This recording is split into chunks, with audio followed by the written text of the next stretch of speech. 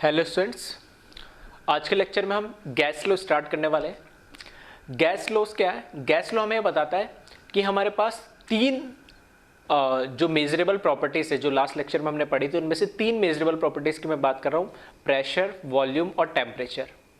तीन measurable properties है, इनको थर्मोडायनेमिक्स में वेरिएबल्स भी बोलते हैं। ठीक है, तो मैं शॉर्ट में वेरिएबल्स ही बोलूँगा। तो हमारे पास तीन वेरिएबल है, प्रेशर, वॉल्यूम और टेम्परेचर। तो गैस लॉ, ठीक है, गैस लॉ हमें क्या बताता है? इन तीनों के बीच में रिलेशंस बताता है। कैसे रिलेशन बताता है? गैस लॉ एक नहीं है, ठीक है, तीन गैस लॉ हम पढ़ने वाले हैं। Boyle's law, Charles law, Gay Lussac law और एवोगैड्रो हाइपोथेसिस। ठीक है, इसके बारे में, एवोगैड्रो के बारे में और गैय-लुसाक लॉ के बारे में ऑलरेडी मूल कॉन्सेप्ट में हम एक बार पढ़ चुके हैं, फिर से यहाँ डिटेल में हम पढ़ेंगे।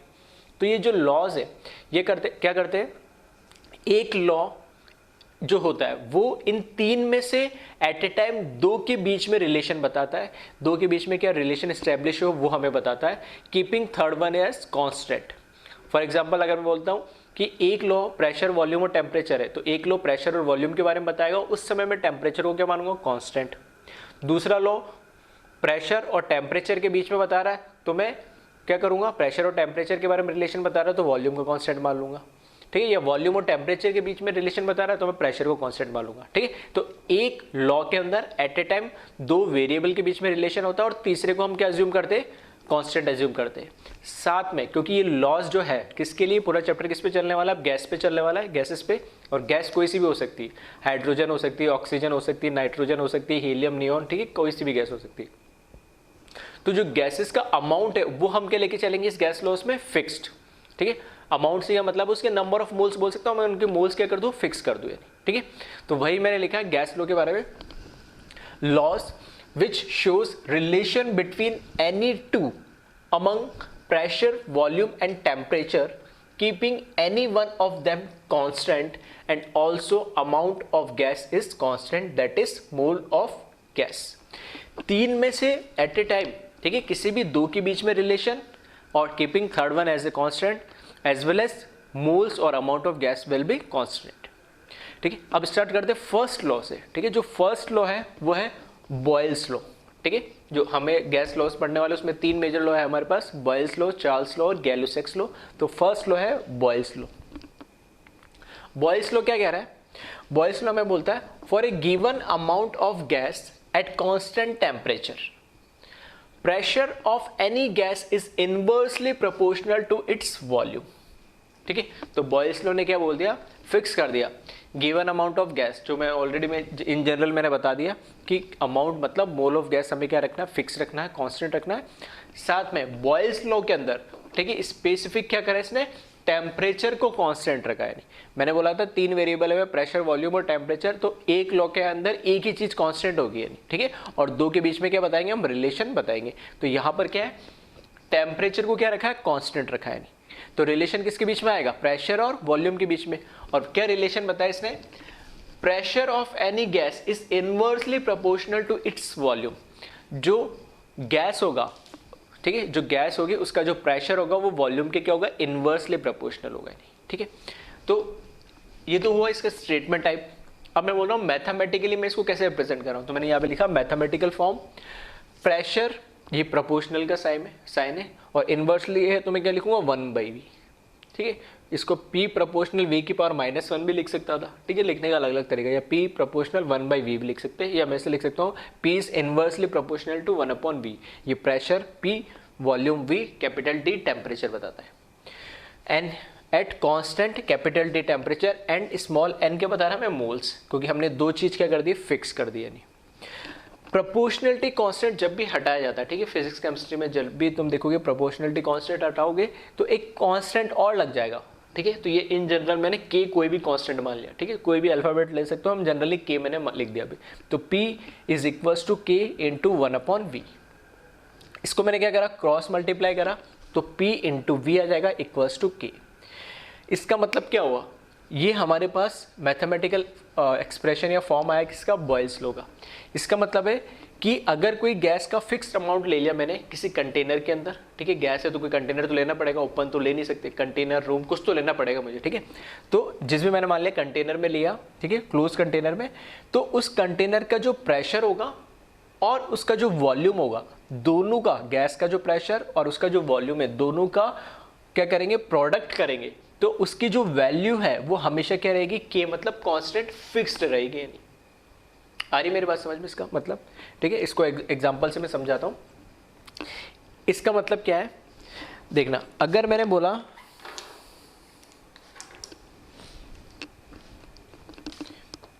मेरे पास ये एक अभी कंटेनर है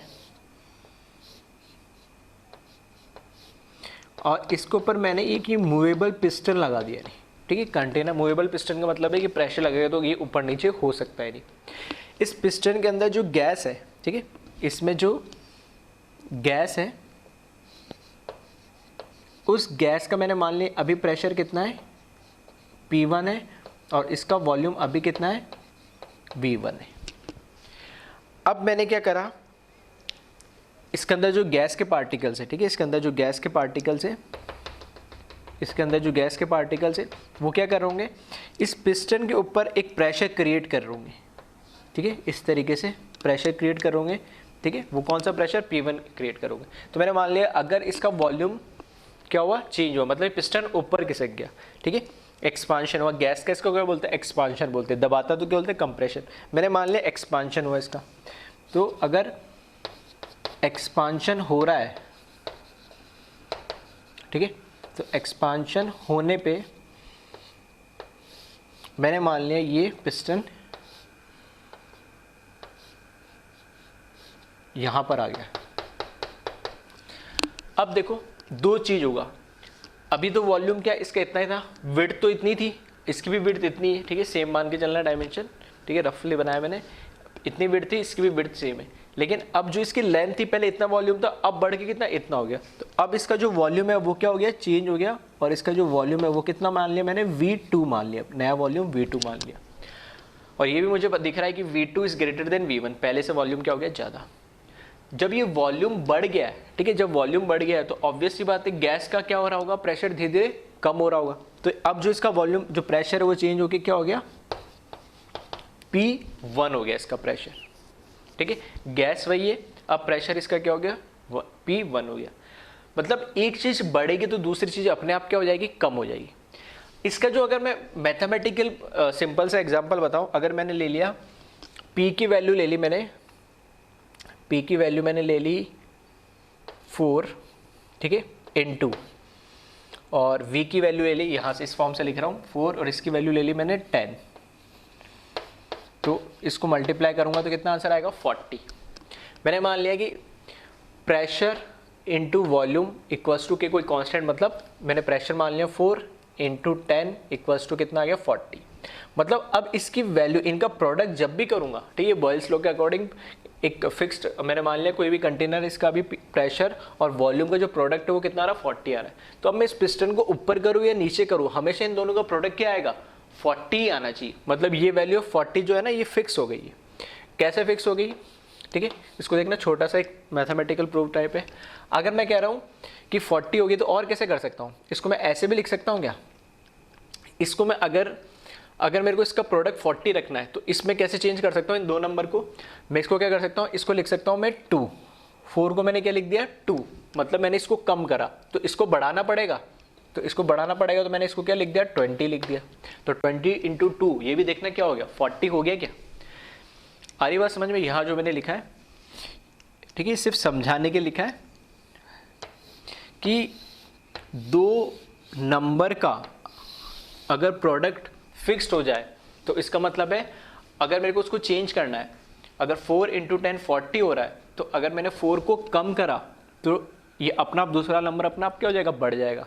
इसका उल्टा अगर मैं 4 को बढ़ाता, अगर मैं 4 को क्या कर देता, 5 कर देता, तो इसको अगर मेरे को 40 बनाना है तो इसको 5 कर देता, तो इसको 10 को क्या होना पड़ता, कम होना पड़ता, कितना होना पड़ता, 8। तब मैं क्या बोल देता, 5 8 जा 8 5 जा, सही है, कितना हो जाता, 40। मतलब एक को बढ़ा लो या कम कर लो, ठीक है, इसको बढ़ा लो या कम कर लो, हमेशा क्या होना चाहिए, उनका प्रोडक्ट 40 होना चाहिए। तो सेम वही चीज़ है, ये जो मैंने लिखा P × V इक्वल्स टू के मतलब कांस्टेंट, ठीक है, दो क्वांटिटी का या दो वेरिएबल का जो प्रोडक्ट वो एक फिक्स वैल्यू आ रही है, तो मैं ऐसे लिख सकता हूँ P1 × V1 is equals to P2 into V2। यहाँ से पहले इस मैथमेटिकल फॉर्म से देख लिया, अगर मैंने इसको P1 V1 माना, जो इसका प्रोडक्ट आ रहा है वो 40 आ रहा, और इसको अगर मैंने P2 V2 माना तो देखना इसका प्रोडक्ट भी क्या आ रहा है, 40 आ रहा। मतलब ये दोनों वैल्यू रहनी क्या है, सेम।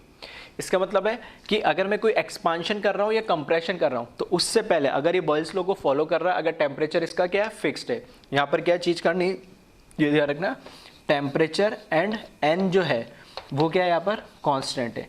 मतलब नंबर ऑफ मोल्स इसके अंदर से निकल ले रहे, वो जितने उतने रहेंगे, इसका जो कंटेनर का टेम्परेचर वो भी फिक्स है। तो यहाँ पर क्या होगा, अगर ये फिक्स है तो अगर मैं इसका प्रेशर बढ़ाऊंगा, ठीक है, तो वॉल्यूम अपने आप कम हो जाएगा। और प्रेशर कैसे बढ़ाएंगे, जैसे मैंने प्रेशर फॉर एग्जांपल बाहर से मैंने इस पिस्टन को दबाया तो प्रेशर बढ़ रहा है, तो वॉल्यूम अपने आप कम हो गया।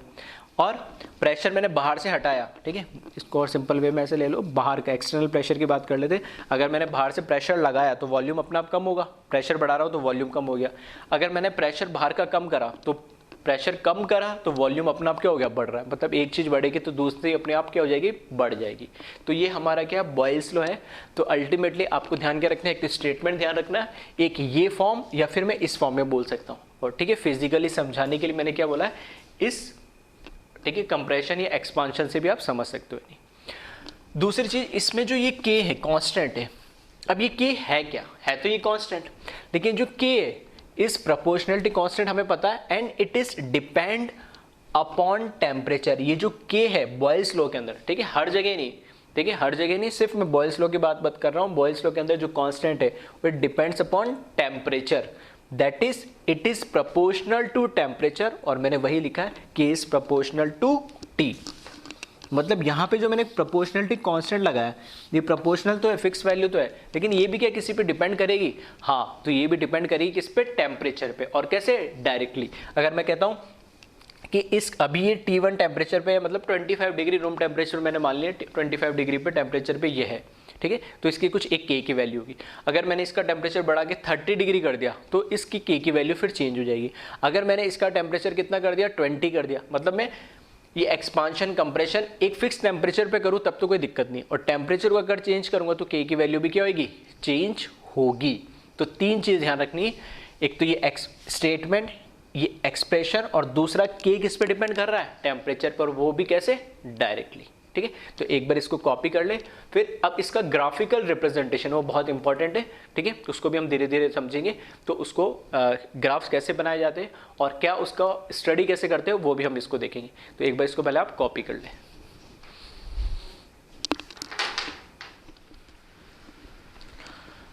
अब बात करते हैं हम बॉयल्स लॉ से रिलेटेड जो ग्राफ्स होते हैं वो कैसे ड्रॉ करते हैं, उनका मीनिंग कैसे होता है, उसको कैसे स्टडी किया जाता है, सब चीज़ें। ठीक है, तो हेडिंग डालिए मैंने, graphical representation of Boyle's law. पहला जो ग्राफ मैं ड्रॉ कर रहा हूँ वो ड्रॉ कर रहा हूँ P वर्सेस 1/V। ठीक है, P वर्सेस 1/V का मतलब क्या है, यहाँ पे देखो हमें पता है जो लॉ है वो है P is equals to K constant into 1/V। इसको मैं किससे कंपेयर कर रहा हूँ, ठीक है, जो स्ट्रेट लाइन की इक्वेशन होती है, ठीक है, y equals to mx plus C. In general हम लिखते हैं स्ट्रेट लाइन की इक्वेशन जो होती है, इक्वेशन ऑफ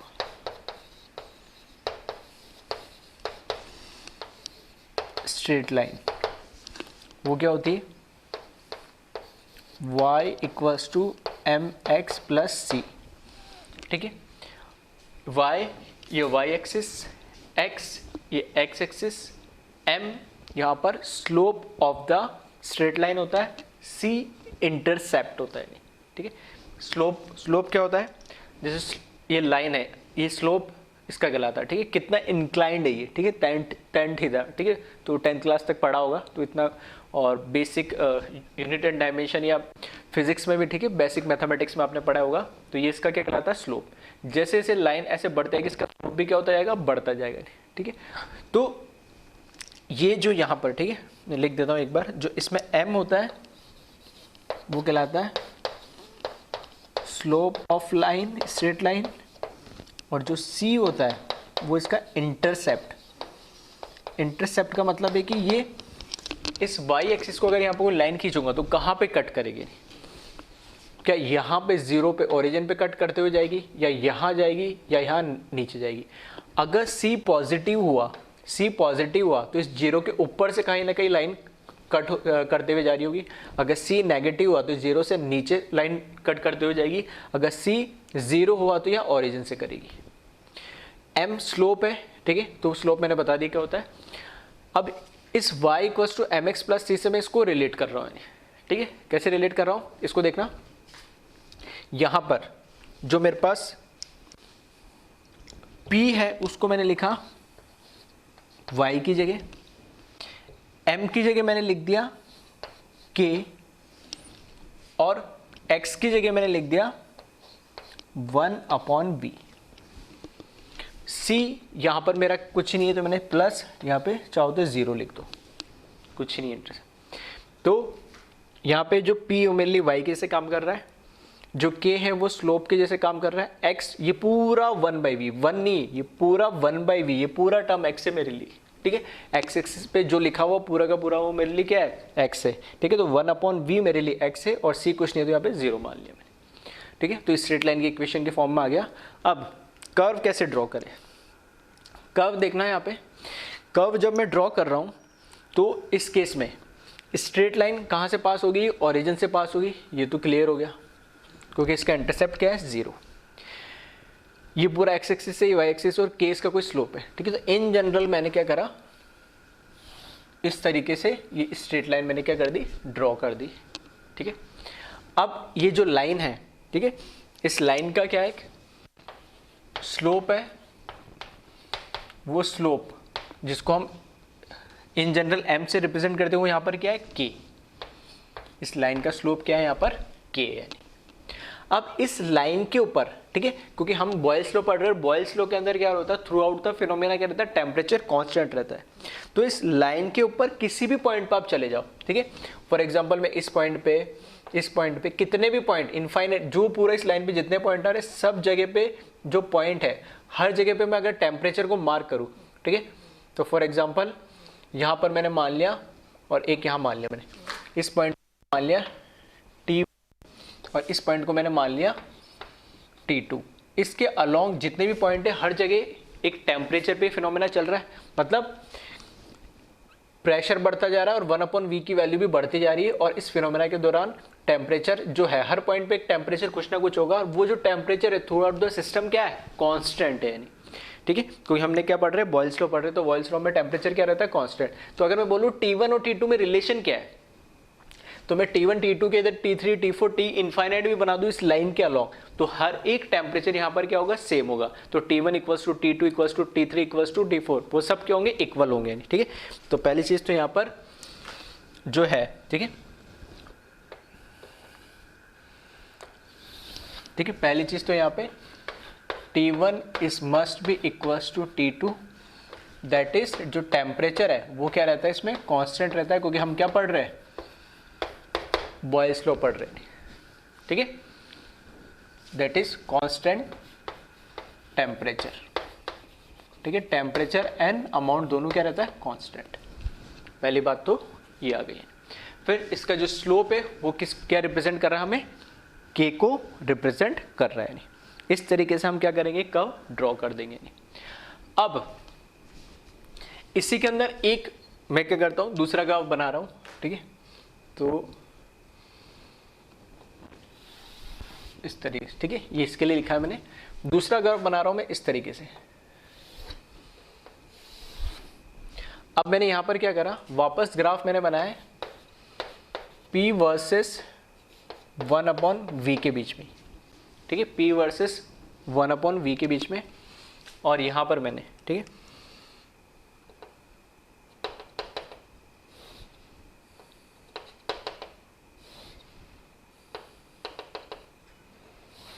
ठीक है, इस तरीके से मैंने क्या करे, 3 ग्राफ बना दिया, नहीं, ठीक है, एक ही के अंदर मैंने 3 स्ट्रेट लाइन ड्रॉ कर दी। यानी इसका क्या मतलब है, इसका मतलब है कि ये डॉट डॉट डॉट मतलब क्या है, सारे कहाँ से पास हो रही है, ओरिजिन से पास हो रही है, ठीक है, इस तरीके से। अब मैंने मान लिया ये जो फिनोमेना हो रहा है क्योंकि मैंने पता है इस लाइन के अलॉन्ग, जैसे ये एक प्रोसेस था एक फिक्स टेम्परेचर पे, ठीक है, ये एक प्रोसेस एक फिक्स टेम्परेचर पे, तो ये भी एक प्रोसेस हो गया एक फिक्स टेम्परेचर पे, मैंने मान लिया ये T1 टेम्परेचर पे हो रहा है। ये भी सेम गैस है, ठीक है, गैस सेम है, ठीक है, फिनोमेना सेम है, बॉयल्स लॉ लग रहा है, बस टेम्परेचर इस बार मैंने क्या चेंज कर दिया इसको T2, क्योंकि जैसे स्लोप चेंज हुआ, जैसे स्लोप चेंज हुआ, ठीक है, टेम्परेचर भी चेंज हुआ। मैंने बताया था ना कि अगर स्लोप चेंज हो रहा है तो के चेंज हो रहा है, और के चेंज हो रहा है तो के किस पे डिपेंड कर रहा है, टेम्परेचर पे, तो मतलब टेम्परेचर चेंज हो रहा है, तो मैंने इसको नाम दे दिया T2। इसी तरीके से वापस स्लोप चेंज हुआ मतलब के चेंज हुआ, और के चेंज हुआ तो मतलब टेम्परेचर चेंज हुआ, और उसको मैंने नाम दे दिया T3। एक ही गैस है, एक ही फिनोमिना हो रहा है, लेकिन अलग अलग टेम्परेचर पे हो रहा है, ठीक है। तो ये T1 टेम्परेचर पे प्रोसेस करा रहे हैं हम बॉयल्स लॉ को, ये T2 टेम्परेचर पे, T3 टेम्परेचर पे। अब मेरा क्वेश्चन ये है कि जो T1, T2, T3 इनके बीच में रिलेशन क्या होगा। रिलेशन से मतलब क्या T1 बड़ा है सबसे, या T1 सबसे छोटा है, या T1 या T3 से बड़ा T2 है, या T3, मतलब इनमें से क्या ऑर्डर होगा कि सबसे बड़ा कौन है, सबसे छोटा कौन सा, और उसके इंटरमीडिएट कौन सा, मतलब ये ऑर्डर बताना है, इनमें क्या रिलेशन है वो मुझे बताना है, ठीक है। तो एक बार वीडियो को पॉज करें, और अगर ये ग्राफ समझ में आया इधर वाला, तो ये क्वेश्चन का सवाल भी तुम्हें आना चाहिए। वीडियो को पॉज करके थोड़ा सा सोचने की कोशिश करें, यानी ठीक है। अब देखें, आई थिंक कई लोगों ने इसका जवाब सोचा होगा और सही भी दिया होगा, नहीं, ठीक है। इस ग्राफ की अगर मैं बात करूं और मैं पूछ रहा हूं रिलेशन क्या है T1, T2, T3 में, तो रिलेशन क्या है कि मुझे पता है स्लोप की जो बात करते हैं, स्लोप कहाँ से देखते हैं, ये एक्स एक्सिस है, और यहाँ से स्लोप जैसे इंक्लाइनेशन, जो इंक्लाइंड है लाइन, ये जैसे जैसे यू बढ़ेगा इसका ये स्लोप इसका बढ़ रहा है, नहीं, ठीक है। इसका मतलब क्या है, जो स्लोप है यहाँ पर, जो इसको ऐसे लिख दे, यहाँ पर जो स्लोप है वो किससे रिप्रेजेंट करते हैं हम, जनरल के से, और जो के है वो किसके प्रोपोर्शनल है, टेम्परेचर के।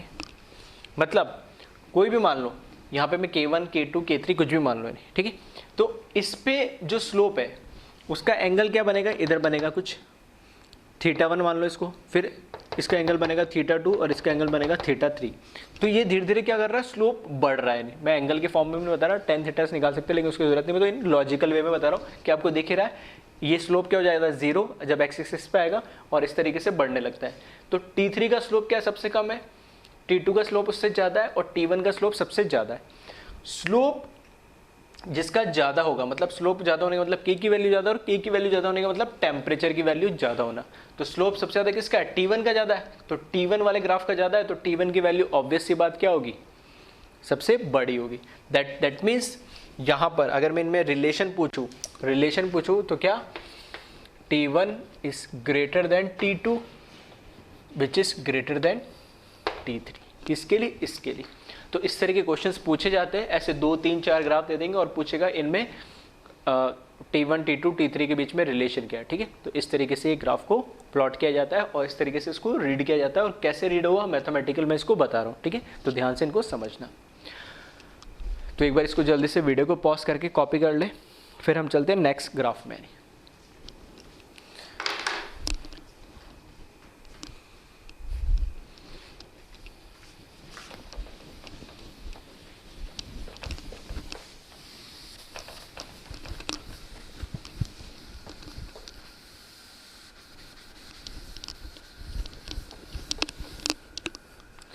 थोड़ा सा इसमें कंफ्यूजन क्या होता है कि ये जो ग्राफ है P वर्सेस V के बीच में नहीं है, प्रेशर और V के बीच में नहीं है, प्रेशर और 1/V के बीच में। तो जो यहाँ पे लिखा हुआ होता है, ठीक है, उस पूरे को एक मानेंगे x, इधर जो भी लिखा हो उस पूरे को क्या मानेंगे y। तो ये पूरा अभी मेरे लिए x है, इसलिए y = mx + c जो हमने लिखा था उसमें x पूरा 1/v था, ठीक है। तो उसको इन्वर्सली मत ले लेना, ठीक है। कुछ लोगों को समझ में आ रहा होगा मैं क्या कह रहा हूँ। नेक्स्ट ग्राफ देखिए, नेक्स्ट ग्राफ में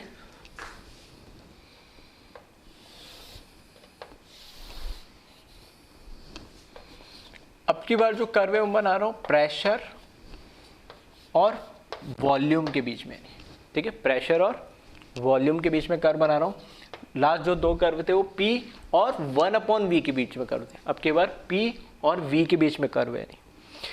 तो हमें पता है कि जो P है, ठीक है, इज इक्वल्स टू के इंटू 1/v। अब ये मेरे लिए क्या है, ये एक तरीके से क्या होगा y, और ये k स्लोप हो गया, और इनटू ये क्या हो गया 1/x। पहले ये पूरा x था, अब की बार सिर्फ ये वाली क्वांटिटी x है, तो y equals to m 1/x, और m को प्रोपोर्शनलिटी कांस्टेंट हटा दे तो ये क्या बन जाएगा y is inversely proportional to x। मतलब इनवर्स ग्राफ बनाना है, ठीक है। तो दो तरह ग्राफ जनरली आपने सुनोगे अप टू 10th क्लास तक, एक बोलते हैं हम डायरेक्टली प्रोपोर्शनल इस तरीके से, और एक होता है इनवर्सली, जिसको हम जनरली मैथमेटिकल के अंदर, मैथमेटिक्स में हम क्या बोलते हैं, रेक्टेंगुलर हाइपरबोला कर्व भी बोलते हैं उसको, ठीक है। तो इसका मतलब क्या है कि जब P की क्वांटिटी बढ़ेगी, मतलब P की वैल्यू जब बढ़ेगी, अगर इसको बताऊं, अगर P की वैल्यू बढ़ेगी तो 1/v की वैल्यू भी बढ़ेगी। कैसे बढ़ेगी देखना, एक एग्जांपल देते हैं। मैंने लिखा है यहाँ पे P equals to K into 1/v। मुझे पता है बॉयल्स लॉ क्या कहता है, बॉयल्स लॉ ये कहता है कि P इंटू v, इसकी वैल्यू क्या रहनी चाहिए, कांस्टेंट रहनी चाहिए, ये मतलब है। तो अगर P बढ़ रहा है तो v क्या होना चाहिए, कम। तो देखना इधर, अगर मैं कह रहा हूँ P को अगर मैंने बढ़ा दिया, P को अगर मैंने बढ़ा दिया तो V की वैल्यू क्या होनी चाहिए, कम होनी चाहिए। तो V की वैल्यू क्या होगी, कम।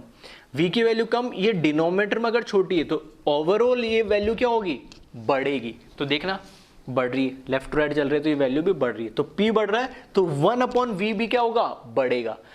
हाँ, P बढ़ने पे V, सिर्फ अकेला V कम होगा, लेकिन ओवरऑल ये टोटल वैल्यू 1/v क्या होगी, बढ़ जाएगी। क्यों, क्योंकि डिनोमिनेटर क्या होता है, छोटा होता है, डिनोमिनेटर जितना छोटा होगा तो ओवरऑल ये वैल्यू क्या हो जाएगी, बढ़ती जाएगी, ठीक है। यहां देखें, अगर जो बॉयल्स लॉ है हमारा उसके अकॉर्डिंग अगर P बढ़ेगा तो V कम होगा, ठीक है। मतलब कर्व कैसा आएगा, P बढ़ेगा तो V कम होगा, तो ये जो हमारा कर्व होगा इस तरीके से आएगा। देख रहा,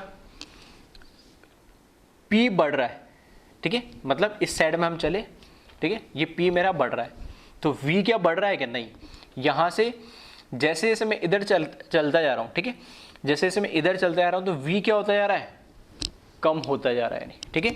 इधर यहां से प्रेशर, ठीक है, प्रेशर जैसे अगर मैं यहां से लेफ्ट टू राइट चलूं तो प्रेशर इधर बढ़ रहा है और वॉल्यूम का कर्व इधर है, तो प्रेशर ये जो है धीरे धीरे क्या होता है, कम होगा। उल्टा बोलूं कि मैं अगर इस साइड चलूंगा तो क्या करेगा, प्रेशर बढ़ेगा, मतलब हाइट पे जाने में प्रेशर बढ़ना चाहिए, तो प्रेशर यहाँ पे बढ़ तो रहा है लेकिन वॉल्यूम क्या होता जा रहा है, इसकी वॉल्यूम कम हो रही है। मतलब इधर चलेंगे तो वॉल्यूम बढ़ेगा, इधर चलेंगे तो प्रेशर बढ़ेगा, लेकिन यहाँ पर क्या हो रहा है, उल्टा काम हो रहा है। अगर मैं चाह रहा हूँ कि प्रेशर बढ़ जाए तो वॉल्यूम कम हो जा रहा है, अगर मैं चाह रहा हूँ कि वॉल्यूम बढ़े तो ये प्रेशर की वैल्यू नीचे आती जा रही है, तो ये इनवर्स हो गया। इसमें वापस से वही बात, इस कर्व के अलोंग, इस कर्व के अलोंग में कहीं पे भी ले लो कोई भी पॉइंट, इसको मैंने T1 माना, इसको T2 मान लो, इस पूरे कर्व के अलोंग जो टेम्परेचर वो क्या होता है, सेम होगा, that is T1 must be equals to T2, ठीक है। वो भले बॉयल्स लॉ है, ठीक है, और स्ट्रेट लाइन में बन रहा हो या कर्व के फॉर्म में बन रहा हो, अगर बॉयल्स लॉ है तो उस प्रोसेस के अलोंग टेम्परेचर क्या रहेगा, हमेशा constant, T1 equals to T2। और इस कर्व को हम क्या बोलते हैं, रेक्टेंगुलर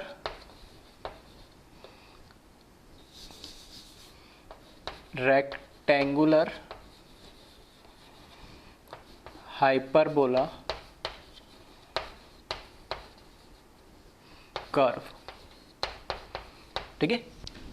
ये तो स्ट्रेट लाइन, जैसे वहाँ पर स्ट्रेट लाइन का करता है, ये रेक्टेंगुलर हाइपरबोला कर्व है। नाम याद रखने की जरूरत नहीं, बस इन जनरल मैंने बता दिया।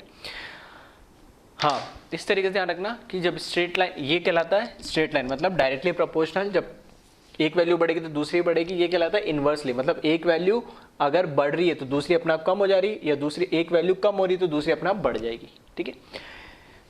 ये हो गया हमारा थर्ड ग्राफ। इसी पे अगर मैं बात करूं, जैसे ये वाला ग्राफ बनाया था राइट में, ऐसे में इसमें मल्टीपल कर्व बना दूं, ठीक है, 2 3 4 5, तो मुझे बताना है, सेम क्वेश्चन यही है कि उसमें टेम्परेचर का ऑर्डर क्या होगा, नहीं, ठीक है। तो मैं कर्व ड्रॉ कर रहा हूं, आप बताना।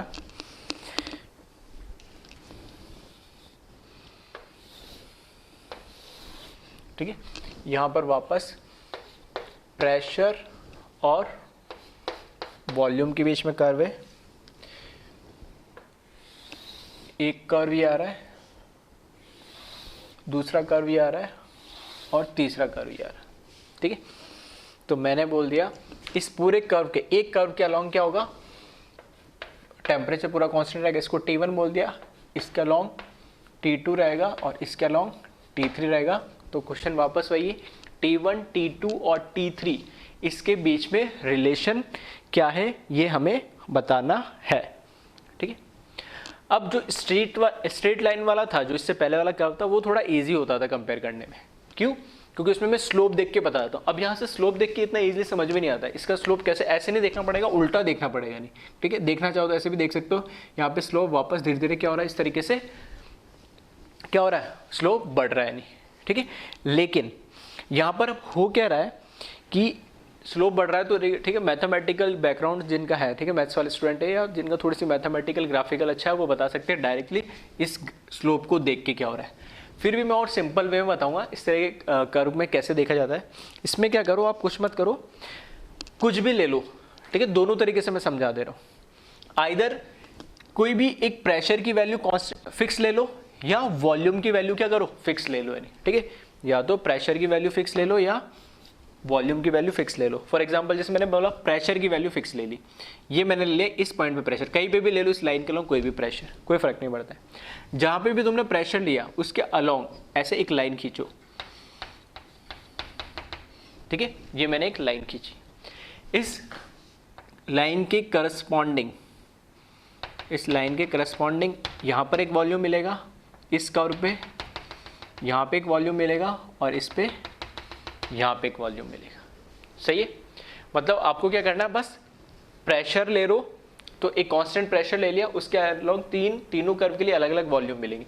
सेम ऐसे में क्या करता है, कहीं पे भी इस लाइन के अलोंग कहीं पे भी एक वॉल्यूम ले लेता और जब वॉल्यूम को ऐसे कट करता तो तीन अलग अलग प्रेशर बनते हैं, ठीक है। एक वे में समझा रहा हूँ, दूसरे तरीके से अपने से करके देखना और रिजल्ट को वेरीफाई करना क्या सही आ रहा है नहीं आ रहा है, ठीक है। तो मैंने क्या करा, प्रेशर कॉन्स्टेंट लिया और उसके करस्पॉन्डिंग तीन अलग अलग वॉल्यूम ले लिए। तो इसको मैंने नाम दे दिया V1, इसको मैंने नाम दे दिया V2 और इसको मैंने नाम दे दिया V3, सही है।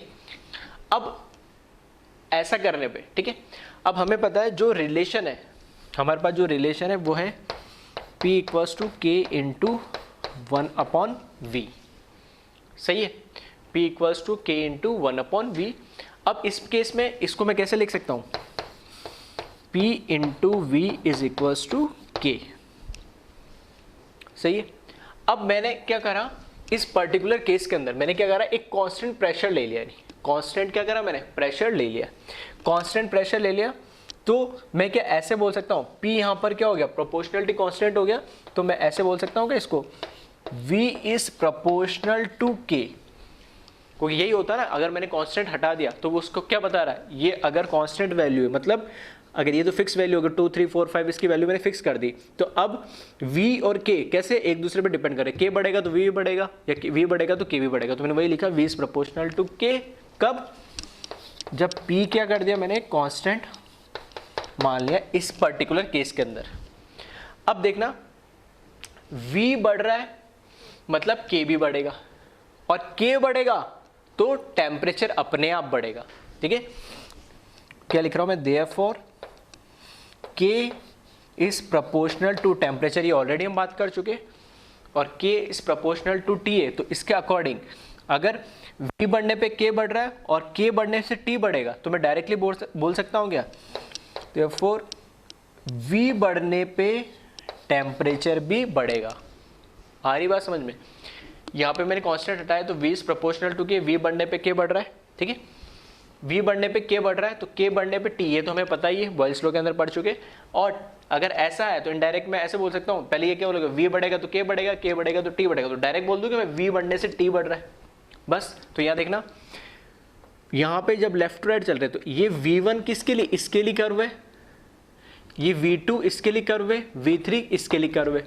तो V1 से बड़ा क्या है V2, V2 से बड़ा क्या है V3, तो मैं डायरेक्ट बोल सकता हूँ V1 से बड़ा V2, V2 से बड़ा V3, तो T1 से बड़ा T2, T2 से बड़ा T3। आई क्या बात समझ में?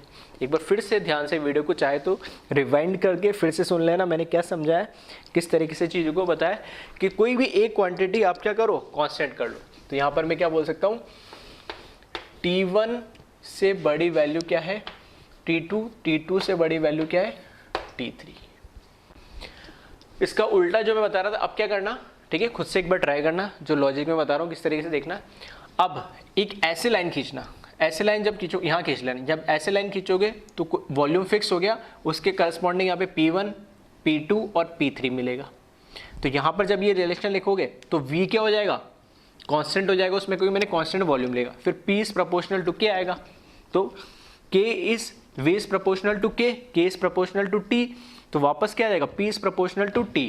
और यहाँ पे P1, P2, P3 में से कंपेयर करूंगा तो P3 की वैल्यू क्या आएगी, सबसे ज्यादा आएगी, और यहाँ से मुझे दिख रहा P3 की वैल्यू ज्यादा होने का मतलब T3 भी ज्यादा, तो यहाँ से T3 फिर T2 T1, तो भी आंसर वही आएगा, कोई चेंज इसमें नहीं है।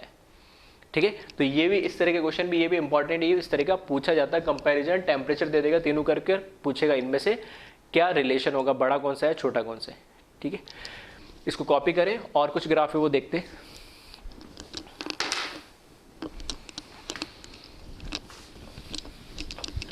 नेक्स्ट जो ग्राफ है, ठीक है, नेक्स्ट जो ग्राफ है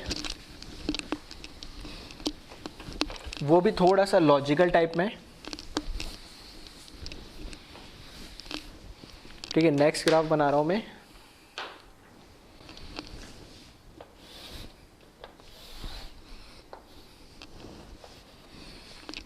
नेक्स्ट ग्राफ मैंने बनाया P इंटू वी, मतलब ये दोनों को मिला के एक क्वांटिटी है, ठीक है, वर्सेस P इंटू वी, ये पूरी एक, ठीक है, P इंटू वी ये पूरी एक क्वांटिटी है, और एक P के बीच में कर्व बना रहा हूँ। हमें पता है बॉयल्स लॉ क्या कह रहा है, ठीक है, जो बॉयल्स लॉ है वो कहता है P equals to K into 1/V, ठीक है, P इक्वल्स टू 1/V। अब इसका मतलब ये कि अगर मैं इसको ऐसे लिखूं P into V is equals to K, तो एक टर्म तो ये हो गया P इंटू वी, इन दोनों का प्रोडक्ट, वो वैल्यू मैंने यहाँ रखनी है। जैसे फॉर एग्जांपल मैंने बोला एक बार मैंने P1 की वैल्यू लिख ली 5, इसकी लिख ली 10, फिर एक बार मैंने इसकी वैल्यू क्या करी 6 कर दी, तो इसकी वैल्यू कुछ कम हो जाएगी, फिर 7 करी, इसकी वैल्यू कुछ कम होगी। वो इस तरीके से मैंने यहाँ पे अलग अलग क्या करा, पॉइंट मार्क करता गया। और कहाँ पर मार्क करता गया, जैसे मैंने अगर फॉर एग्जांपल जैसे ऐसे लिया मैंने, ये प्रेशर हो गया, ये वॉल्यूम हो गया, और ये P इंटू वी हो गया। यहाँ पर मैंने लिया 5 और यहाँ पर ले लिया 9, ठीक है, तो इन दोनों का 5 इंटू 9 प्रोडक्ट। फिर यहाँ पर मैंने ले लिया 4, यहाँ पर ले लिया 7, ठीक है, इन दोनों का प्रोडक्ट। ठीक है, मतलब इस तरीके से लेना है कि प्रोडक्ट तो क्या आएगा, दोनों का हमेशा सेम ही आएगा। फॉर एग्जांपल चलो सबसे सिंपल एग्जांपल से ले लेता हूँ मैं, जैसे पहले लिया था 4 इंटू 10, तो यहाँ पर क्या आ रहा है 4 इंटू 10 40 आएगा। फिर मैंने क्या करा, यहाँ पर प्रेशर को बढ़ा दिया, तो 5 कर दिया, तो वॉल्यूम क्या हो जाएगा, कम हो जाएगा। वॉल्यूम कितना हो जाएगा 8, तो भी 5 इंटू 8 अभी भी क्या होगा 40। तो अब यहाँ पर क्या करना है, जैसे प्रेशर इधर मैंने क्या दे दिया, जैसे अगर मेरे को कर्व ड्रॉ करना है तो ऐसे करते हैं ना, स्ट्रेट लाइन का कर्व। तो यहाँ पे देखना, यहाँ पर मैंने P की वैल्यू क्या रखी, यहाँ पर 4 लिखी, और यहाँ पर क्या लिख दी मैंने, P की वैल्यू एक बार 5 लिख दी।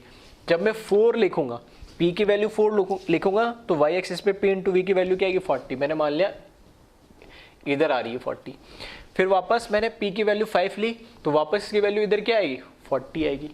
फिर वापस कुछ और वैल्यू ले लो, मैं इसको बढ़ा दूँ, इसको कम कर दूँ, तो भी उनका प्रोडक्ट क्या आना है 40 आना है। तो इस P एक्सिस पे कुछ भी प्रेशर ले लो, इन दोनों का प्रोडक्ट तो क्या आना है, सेम ही आना है। जब सेम आना है तो सारे पॉइंट क्या आएंगे, एक ही लाइन में मिलेंगे।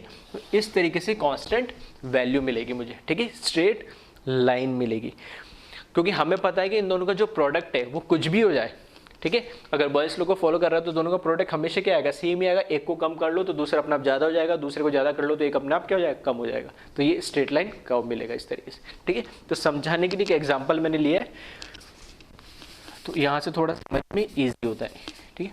इसी तरीके से एक और कर्व, इसी का एक और कर्व मैं ड्रॉ करूँ,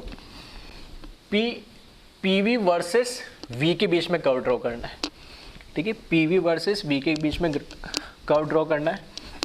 तो ये तो सिंपल हो गया क्योंकि ऑलरेडी मैं एक टाइप ऐसा बता चुका हूँ। तो ड्रॉ करें इसको जल्दी से।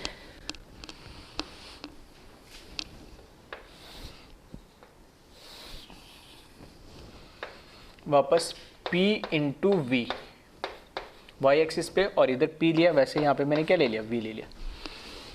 तो इसका कर्व कैसा बनेगा, ठीक है, इसका कर्व आप ड्रॉ करें। वापस सेम चीज़ है, इसी एग्जांपल से अगर मैं दे लूँ, इधर मान लो इधर 10 आ रहा होगा, तो इधर कुछ वैल्यू आएगी 40, फिर इसकी वैल्यू 8 लूँगा तो ये इधर आ जाएगा, फिर आएगा 40, और कुछ लूँगा तो इधर कम आ जाएगा, इधर 40। मतलब आना तो क्या है, एक ऊपर वाले जो पॉइंट है वो भी वापस क्या है कि स्ट्रेट लाइन के फॉर्म में ही आने। तो सेम जैसे PV वर्सेस P का ग्राफ होता है, वैसे ही PV वर्सेस V का ग्राफ होता है, ठीक है। दोनों एक समझ में आ गया तो दूसरे में कोई दिक्कत होनी ही नहीं है। लास्ट ग्राफ देख लेते हैं इसमें। जो लास्ट ग्राफ है, ठीक है, वो थोड़ा इंपॉर्टेंट ग्राफ है, इस टाइप के ग्राफ पूछे जाते हैं नहीं, ठीक है। लॉग की प्रॉपर्टी को यूज़ किया जा रहा है यहाँ पर, तो ऐसे ग्राफ भी आपको थोड़ा सा बेसिक लॉग की इंफॉर्मेशन, ठीक है, वापस आपने बेसिक मैथमेटिक्स में पढ़ी होगी।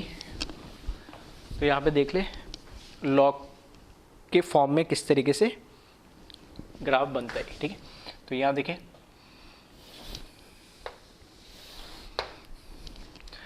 हमें कर्व ड्रॉ करना है इसके अंदर लॉग ऑफ, ठीक है, इसको थोड़ा सा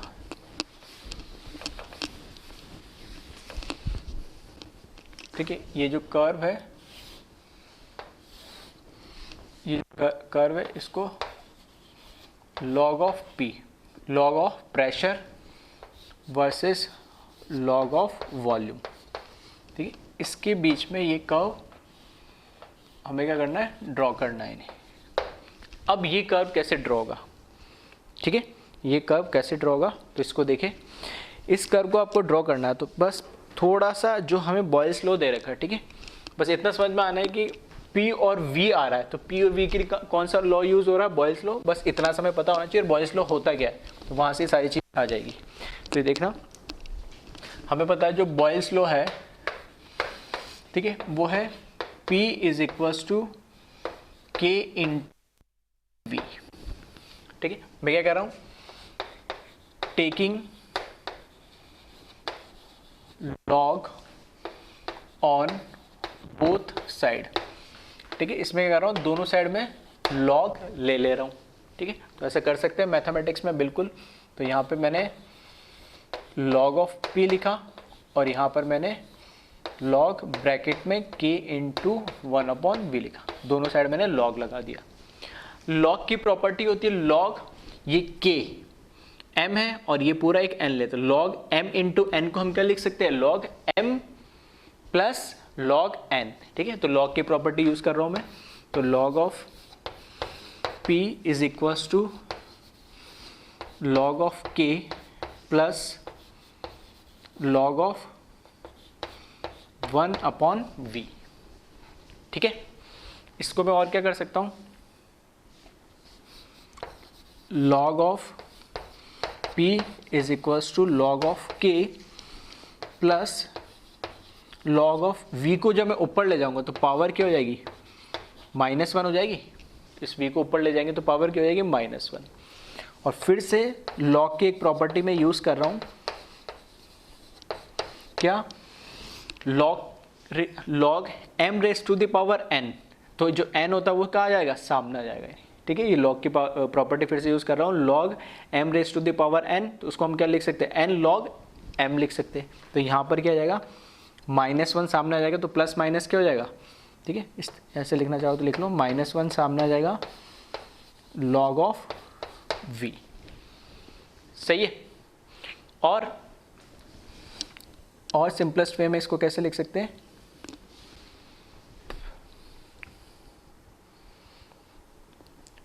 ठीक है। तो अब इसको ही आ गया, प्लस माइनस से मल्टीप्लाई करेंगे तो क्या आएगा, माइनस ही आएगा। तो यहाँ पर मैं क्या कर रहा हूँ, log of P log of K minus log of V आ जाएगा ये, ठीक है। और इसको इसी फॉर्म को यहाँ पर लिख रहा हूँ फाइनल में, है ना। इसको मैं इस तरीके से लिख रहा हूँ, log ऑफ p। देखना y एक्सिस में तो मैंने ये लिखा, ये पूरा y एक्सिस वाला टर्म, ठीक है। फिर माइनस log v, ठीक है, माइनस log v, या इसको मैं सबसे बेस्ट है ये हटा देता हूँ, ठीक है। बस इसको लिखने का मैंने थोड़ा सा तरीका बदल दिया। इसको मैं क्या करूँ, log p as it is लिखा, ये वाला टर्म मैं पहले लिख दे रहा हूँ, log k को बाद में लिख दे रहा हूँ, प्लस में कोई फर्क पड़ना है नहीं, ठीक है। तो यहाँ मैं लिखा -1 log of v plus log of k, ठीक है। इसको मैंने कंपेयर कर दिया फिर से y equals to mx plus c से, स्ट्रेट लाइन की इक्वेशन से, ठीक है। वापस किससे कंपेयर कर दिया मैंने, स्ट्रेट लाइन की इक्वेशन से कंपेयर कर दिया। तो ये log p पूरा का पूरा ये y बन गया, तो ये y लिखा हुआ यहाँ पे। -1 ये क्या है, इसका स्लोप, ठीक है। log v ये पूरा का पूरा x एक्सिस, और log k ये क्या है, इंटरसेप्ट। पहले तो log k एक पॉजिटिव वैल्यू होगी, तो इस जीरो के ऊपर ही कुछ वैल्यू आएगी log k, ठीक है। इंटरसेप्ट पॉजिटिव है, c पॉजिटिव है, log k की वैल्यू पॉजिटिव आनी है, ठीक है। तो नेगेटिव तो होगी नहीं, तो ये तो मिलेगी पॉजिटिव वैल्यू। दूसरी चीज, यहाँ पर जो स्लोप है वो -1 दे रखा, मतलब नेगेटिव। स्लोप नेगेटिव होने का मतलब है स्लोप जीरो बढ़ रहा है, बढ़ रहा है, बढ़ रहा है, बढ़ रहा है, बढ़ रहा है, बढ़ रहा है। उसके बाद स्लोप जब ऐसे हो जाता है तो ये नेगेटिव होने लगता है। इस 90 डिग्री के बाद जब ऐसे टिल्ट करने लगता है तो स्लोप नेगेटिव होने लगता है। मतलब यहाँ से मैंने स्टार्ट करा ओरिजिन से, तो इस तरीके से, ठीक है, यहाँ तक आया मैक्सिमम, और फिर ये क्या होने लगा, स्लोप कम होने लगा। तो स्लोप नेगेटिव होने का मतलब इस तरीके से आएगा ये कर्व। तो ये इस तरीके से कर्व ड्रॉ होगा, और ये जो यहाँ पर इंटरसेप्ट है ये किसकी वैल्यू है, जो हमारा इंटरसेप्ट सी है, ये किसकी वैल्यू है, log k की वैल्यू है। ये किसकी वैल्यू है, log k की वैल्यू है। और इसका जो स्लोप है वो क्या है, -1, मतलब नेगेटिव है, ठीक है। नेगेटिव स्लोप इस तरीके से दिखाया जाता है, ठीक है। और सिंपलेस्ट वे में इसको सिंपल सा नेगेटिव दे दो, ठीक है। पॉजिटिव स्लोप होता तो ऐसे, और नेगेटिव स्लोप है तो ऐसे, ठीक है। ये पॉजिटिव स्लोप है इससे पहले, और इसके बाद में नेगेटिव स्लोप तो इस तरीके से। तो ये कर्व ड्रॉ हो गया log p versus log v, ठीक है। तो log वाले कर्व फिजिकल केमिस्ट्री में 11th 12th, केमिकल काइनेटिक्स में, गैसेस के अंदर, थर्मोडायनेमिक्स में, ठीक है, बहुत जगह ये यूज़ होते हैं, नहीं, ठीक है। तो इस तरीके से ये छोटा सा डेरिवेशन टाइप है, log की प्रॉपर्टी यूज़ करते हैं हम इसमें 2-3, और यहाँ पर हमने कर्व ड्रॉ कर दिया है, ठीक है। तो एक बार इसको कॉपी कर ले।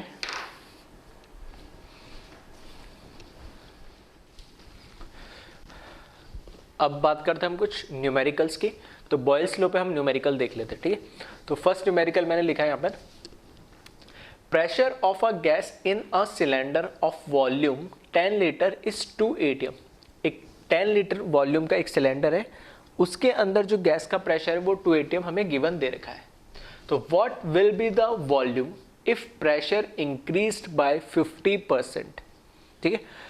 अब वो कह रहा है कि हमारे पास एक 10 लीटर का सिलेंडर है, उसके अंदर जो गैस का प्रेशर है वो 2 atm है, और अगर उसका प्रेशर अगर हम 50% बढ़ा दें, मतलब जितना प्रेशर अभी है उसका 50% और बढ़ा दें, तो उस केस में वॉल्यूम कितना होगा।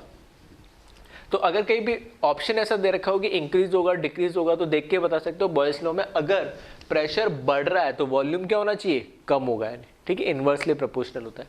तो देखो इसके सॉल्यूशन कर लेते हैं हम।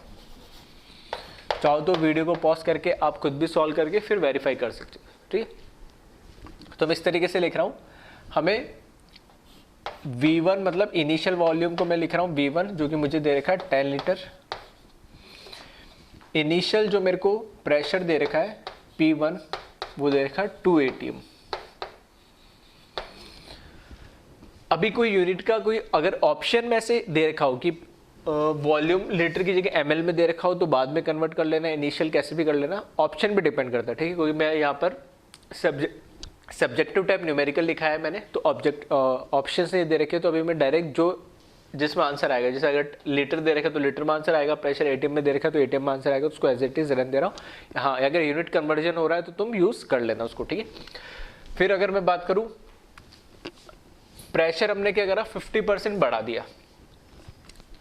ये जो प्रेशर है इसका 50%, ठीक है। तो प्रेशर जो इंक्रीज हुआ, ठीक है, प्रेशर जो इंक्रीज हुआ वो कितना हो जाएगा, 50% ऑफ P1, और उसको हम कैलकुलेट करेंगे, ठीक है। P इंक्रीज कितना हो जाएगा, 50/100 इंटू 2, दैट इज 1 ATM, ठीक है। 1/2 से 2 कैंसिल, 1 ATM। तो ये इंक्रीज हुआ। तो जो फाइनल प्रेशर P2 होगा वो क्या होगा, ये तो पहले से P1 प्रेशर पहले से था, और P इंक्रीज जो बढ़ा है 50%, तो टोटल कितना हो जाएगा, 2 + 1 = 3 ATM। P2 मुझे मिल गया। तो बस अब क्या करेंगे, बॉयल्स लॉ को यूज करेंगे। तो बॉयल्स लॉ के अकॉर्डिंग, ठीक है, हमें पता है P1 V1 = P2 V2। P1 मुझे दे दिया 2 इंटू वॉल्यूम मुझे दे दिया 10 लीटर = P2 मैंने कैलकुलेट कर लिया 3 इंटू V2, मतलब फाइनल वॉल्यूम हमें निकालना है, ठीक है। तो V2 यहाँ से कैलकुलेट करोगे तो ये कितना आ जाएगा, 20/3, दैट इज 6.6 लीटर के अप्रॉक्स आंसर आएगा। तो देख सकते हो प्रेशर 2 ATM था, उसको मैंने बढ़ा के 3 ATM कर दिया। तो प्रेशर बढ़ा है तो वॉल्यूम 10 लीटर से डिक्रीज होगी, कितना हो गया, 6.6 लीटर, ठीक है। तो इसको एक बार सिंपल से न्यूमेरिकल तक कॉपी कर ले जल्दी से, वीडियो को पॉज करके। नेक्स्ट न्यूमेरिकल लिख रहा हूँ मैं।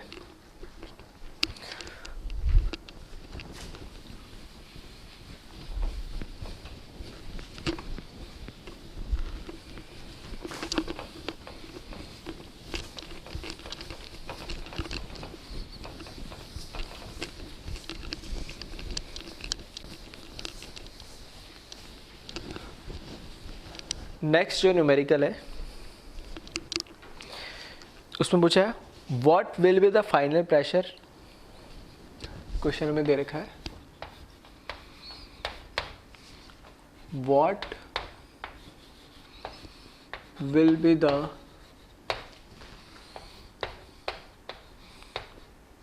फाइनल प्रेशर इफ stopcock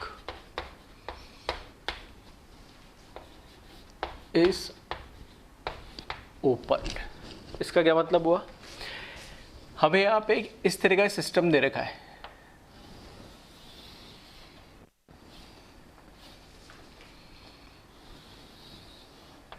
ठीक है। ये कहलाता है बल्ब, मतलब ये इस तरीके से ग्लास का होता है पूरा, ठीक है, स्पेरिकल होता है, उसके बीच में एक पाइप से कनेक्टेड होता है, ठीक है, वॉल्व टाइप में, और एक दूसरे ग्लास से कनेक्टेड होता है। तो इस तरीके से इनको बल्ब बोलते हैं, ठीक है। इसको फॉर एग्जांपल मैं बोल दूं बल्ब ए, और इसको मेरा नाम दे देता हूं बल्ब बी, और ये कनेक्टिंग ग्लास से कनेक्टेड है। इसके ऊपर इस तरीके से एक स्टॉप कॉक लगा हुआ होता है, ठीक है, स्टॉप कॉक लगा हुआ होता है। ये स्टॉप कॉक जब तक लगा हुआ है, मतलब ये इन दोनों के बीच में जो पाइप है उसमें क्या होता है, इस तरीके से रोटेट होता है तो ये क्लोज्ड हो जाता है, ठीक है। तो स्टॉप कॉक क्लोज है, उस समय इस बल्ब के अंदर जो जो बल्ब दे रखा है उसके अंदर एक गैस फिल कर रखी है, और उस गैस का जो प्रेशर है, ठीक है, और इस गैस का जो प्रेशर है वो हमें दे रखा 5 ATM। इस गैस का जो प्रेशर है वो दे रखा मुझे 5 ATM, और इसका जो वॉल्यूम है वो दे रखा है मुझे 10 लीटर। तो और ये वाला जो बल्ब है ये बिल्कुल कैसा है, वैकेंट है, ठीक है, इसमें कुछ कोई गैस वैस नहीं है। अब वो कह रहा है जैसे इस वॉल्व को, ठीक है, इसको हम क्या बोलते हैं, स्टॉप कॉक, इसको बोलते हैं हम स्टॉप कॉक बोलते हैं इसको।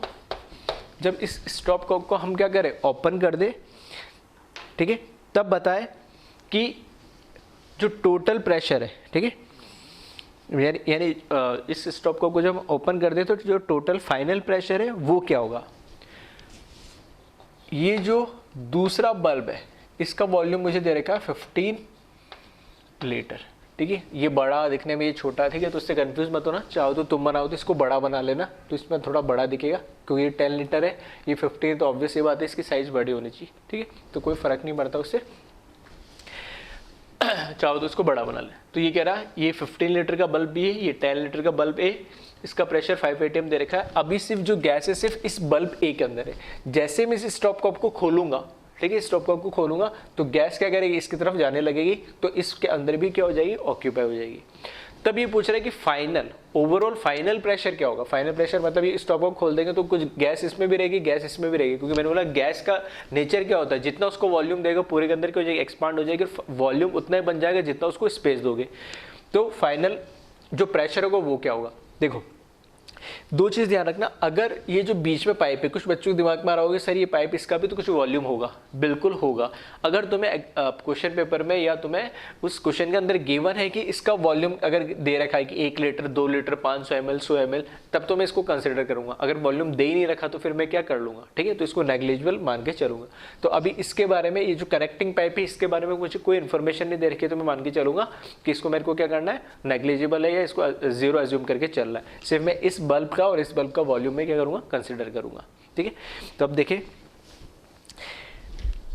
अब जब इसमें क्या है, बॉयल्स लॉ को जब मैं लगाऊंगा, ठीक है, बॉयल्स लॉ को लगा रहा हूं, तो बॉयल्स लॉ को लगाते समय ध्यान रखना, पहले जब मैंने स्टॉप कॉक को खोला नहीं तब तो ये P1 V1 है मेरे लिए। जब मैंने स्टॉप कॉक को खोल दिया तो अब प्रेशर तो मुझे कैलकुलेट करना है, लेकिन वॉल्यूम जो है ये 10 लीटर प्लस 15 लीटर टोटल ये पूरा एक सिस्टम हो गया मेरे लिए। अब वॉल्यूम कितना हो गया, 15 लीटर हो गया, तब मुझे प्रेशर कैलकुलेट करना, ठीक है। तो यहां पर देखें, अगर मैं बात करूं P1 इनिशियल प्रेशर मेरे पास दे रखा है 5 atm, इनिशियल वॉल्यूम मुझे दे रखा है V1 10 लीटर, फाइनल, ठीक है। अब इसको V1 और इसको V2 मत मान लेना, ठीक है, दोनों में फर्क है। ये इनिशियल वॉल्यूम था, लेकिन जब स्टॉप को खोलते हो तो ये पूरा अब एक सिस्टम बन गया। तो जो V2 है, जो फाइनल वॉल्यूम है वो हो जाएगा 10 प्लस 15 25 लीटर, और मुझे अब कैलकुलेट करना है क्या, फाइनल प्रेशर P2। तो बॉयल्स लॉ के according P1 V1 is equals to P2 V2। तो P1 मुझे दे दिया 5, वॉल्यूम दे दिया 10, P2 दे दिया मुझे कैलकुलेट करना है, और V2 मुझे 25 दे रखा है। तो P2 को जब कैलकुलेट करोगे तो ये कितना होगा, 50/25, ठीक है, दैट मीन्स 2 ATM, क्योंकि यूनिट किस में दे रखी है, ATM में दे रखी है, तो आंसर भी किस में आएगा, ATM में आएगा। तो इसका आंसर आ जाएगा 2 ATM, ठीक है। तो कैलकुलेशन तो इसकी सिंपल सी मतलब सिंपल है, बस एक कॉन्सेप्ट था कि कनेक्टिंग बल्ब की प्रॉब्लम्स बोलते हैं हम इनको, ठीक है। ये बल्ब है, ये कनेक्ट कर रखा है, तो जब वॉल्व ओपन नहीं था तब तक मैं इसको मानूंगा ये मेरा वॉल्यूम था, लेकिन इसको ओपन करने के बाद अब ये पूरा मेरे लिए टोटल फाइनल वॉल्यूम बन गया, ठीक है। तो इसको एक बार कॉपी कर ले। एक लास्ट न्यूमेरिकल और हम देख लेते हैं इसमें।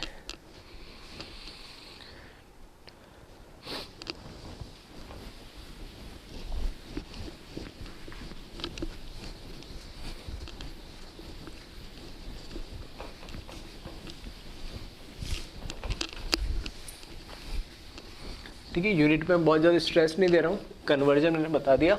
ऑप्शंस, ठीक है, ऑब्जेक्टिव क्वेश्चन में हमेशा ऑप्शंस दे के काफ़ी सारी चीज़ें आपको सॉल्व करनी होती है। नेक्स्ट क्वेश्चन है calculate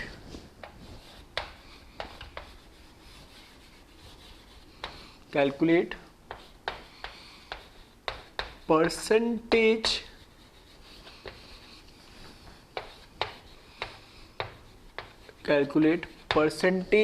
change in pressure, calculate percentage change in pressure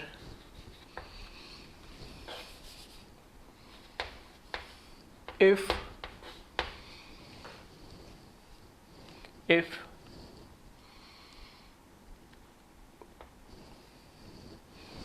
calculate percentage change in pressure if 25% volume increases.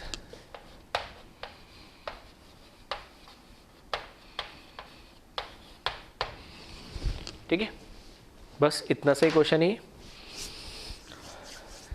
Calculate percentage change in pressure if 25% volume increases. या इसको और दूसरे तरीके से कैसे लिख सकते हैं, इफ, ठीक है, ऐसे भी लिख सकते हैं. और दूसरा एक और तरीका लिखने का, if percentage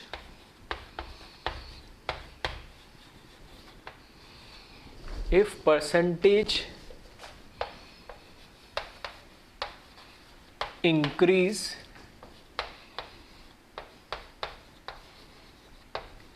in volume is